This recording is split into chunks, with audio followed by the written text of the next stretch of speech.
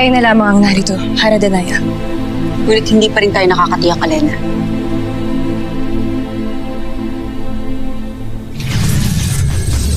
Alena, ano yung ginagawa?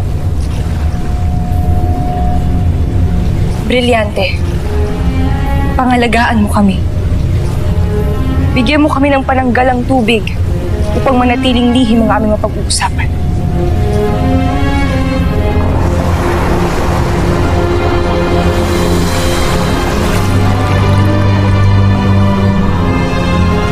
Alena, bakit kailangan pang gawin ito? Ano ba pag-uusapan natin?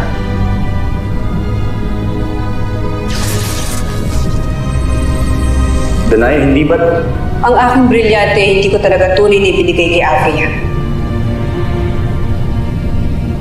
Sapagkat ang ipinagkaloob ko sa kanya ay huwad na brilyante na aking naisip gawin upang lansihin ng mga Italyan. Lalo't alam namin na ang mga brilyante ang una nilang hihingin. Nakatitiyak ka ba na maaari ang iyong iniisip, Danaya? Susubukan ko kapag bibigyan ako ng aking brilyante.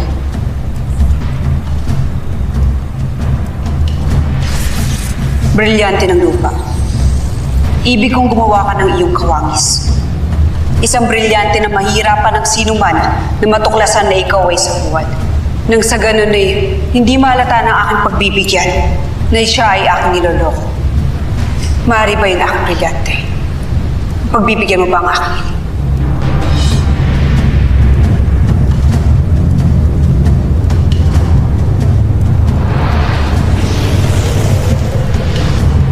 Saan napunta ang iyong brilyante, Danaya?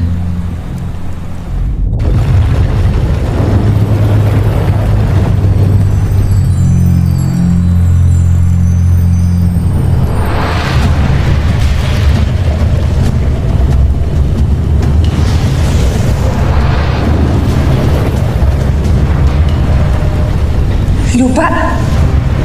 Galing sa hardin?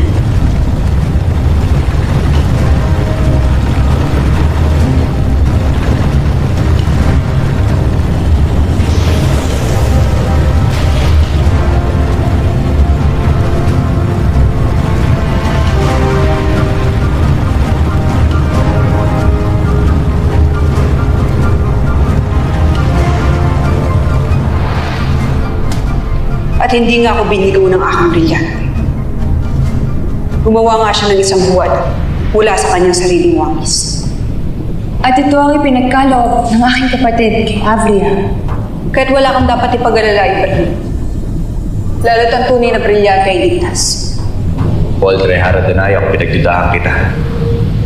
Ngunit pagkaganon man, ibinabati kita sapagkat naisip mo ito. Ngunit hanggang kailan yung mapapaniwala si Avria sa inyong ginawa? Matutuklasan din ni Avria ang totoo.